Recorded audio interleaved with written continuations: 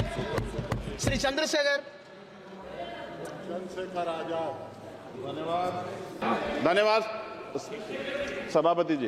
और ये संविधान है कि आप वहां बैठे हैं और मैं यहां खड़ा होकर अपनी बात रख रहा हूं, और इस देश में आदिवासी महिला के तौर पे जो है राष्ट्रपति बनी है, और प्राइम मिनिस्टर तो नहीं बना, लेकिन शेड्यूल कास्ट के बड़े नेताओं को भी जो है राष्ट्रपति बनने का मौका मिला। इस संविधान की देन, अगर वोट हम पे नहीं होता तो शायद अमीर और जो राजा महाराजा खुद को मानते हैं हमारी गलियों तक नहीं आ पाते, हमारे हाल नहीं जान पाते। आजादी का मतलब सर सिर्फ अधिकार पाना भर नहीं है, इसके लिए हमारे संविधान में सरकार और नागरिकों के अधिकारों के साथ साथ उनके कर्तव्यों का विस्तार से उल्लेख किया गया है। बाबा साहब ने संविधान सभा में दिए गए भाषण में कहा था कि स्वतंत्रता आनंद का विषय है, पर अब हमें अपनी जिम्मेदारियों पर भी ध्यान देना होगा। संविधान ने सुनिश्चित किया कि रानी के पेट से राजा जन्म मिलेगा, वोट से नेता तैयार होगा। आर्थिक बराबरी के लिए सरकार क्या कर रही है? गरीब और गरीब हो रहा है और अमीर और अमीर हो रहा है। सुबह उठते कहीं बम की धमकी मिलती, कहीं दंगे की। ये अमृत काल है सर या धमकी काल है? कितना बढ़ रहा है आर्टिकल 15 सर। भारत में आज भी घोड़ी चढ़नी बैठते होती है। प्लीज सर क्या दलितों को यहाँ भी बोलने सर, अगर सबको 4 मिनट दे दो मुझे दे दो। ये भेदभाव नहीं चलेगा दलितों के साथ। Time is 4 minute, don't waste. भाई सर आप क्या करो, अगर सबको 4 मिनट दिए तो आप मना करो, मैं बंद कर देता हूँ उसको।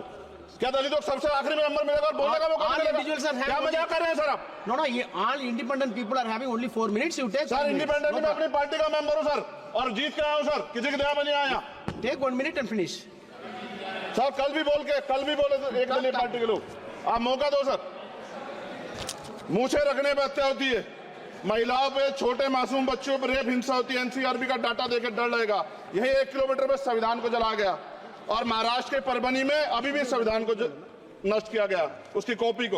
आर्टिकल 25-26 में संविधान में सभी को धार्मिक आजादी। कहाँ है दलितों की, मुसलमानों की, जैनों की, बौद्धों की, ईसाइयों की? छत्तीसगढ़ में सतनामी समाज को संविधान की अपनी धार्मिक आजादी के आधार पर जो है उनको अपमानित करके जेल में बंद कर दिया। संभल, अजमेर, अयोध्या सब इसका उदाहरण है। ये सरकार आलोचना डरती है। कितने लोग जेल में बंद है? मिरान हैदर, खालिद सैफी, उमर खालिद खान, सिफा खान, गुलफ्शा फातिमा और आजम खान साहब राजनीतिक विरोध में बंद है। सरकार यहाँ बैठी है, सरकार सामाजिक न्याय की बात करती है। बताए कितने दलित मुख्यमंत्री बना रखे हैं आपने? 13 ज्यादा सरकार स्टेट में सरकार है। कितनी महिला मुख्यमंत्री है? आपकी सरकार ने सुप्रीम कोर्ट के आदेश के बाद रिजर्वेशन प्रमोशन में जारी नहीं किया, और ओबीसी को पॉलिटिकल रिजर्वेशन आप देंगे नहीं देंगे, आप बताने का काम करें। मैं 75 साल की गौरव यात्रा में हम एक सभ्य समाज नहीं बना पाए, इसलिए जाति आधार पर SC ST OBC के बच्चों को प्राइमरी स्कूल से लेकर उच्च संस्थानों में भेदभाव किया जाता है। सरकार निरंकुश हो गई, कोई बुलडोजर से कार्रवाई करता है। कल मंत्री जी ने कहा हमने राष्ट्रीय पिछड़ा वर्ग आयोग बनाया, 69 शिक्षक भर्ती में उसकी सिफारिशों को नहीं माना। EWS के जरिए आपने संविधान पे, आरक्षण के प्रावधान पे हमला किया। 1 मिनट में खत्म कर रहा हूं सर। संविधान सर न्यायपालिका में आर्टिकल 124 ये कहता है सर, ये अधिकार जो है। प्लीज कंक्लूड सर 1 मिनट में प्लीज संविधान में न्यायाधीशों की नियुक्ति का अधिकार राष्ट्रपति के द्वारा होना चाहिए, अभी तक नहीं हो रही है। All India judicial service commission कब बनेगा? क्या चंद परिवार ही सर जज बन सकते हैं? और आज हम सर, मैं सरकार से सवाल पूछना चाहता हूं सर, सेवाओं में SC ST OBC वर्ग का कितना प्रतिनिधित्व है? भारत सरकार के मंत्रालयों के अधीन PSU में, बैंकों, बीमा कंपनियों में और स्वच्छता संस्थानों में आउटसोर्स तथा कॉन्ट्रैक्ट पर वर्तमान कार्यरत कर्मचारी कुल कितनी संख्या है? आउटसोर्स और कॉन्ट्रैक्ट में कार्यबल SC ST OBC कितना प्रतिशत है?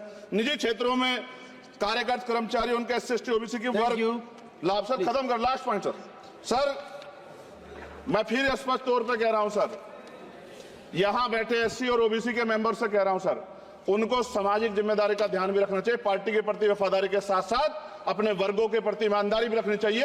ईमानदारी नहीं होगी तो इन वर्गों का भला नहीं हो सकता, और हमें बहुत सरकारों से उम्मीद नहीं है। बहुत बहुत धन्यवाद सर। Thank you.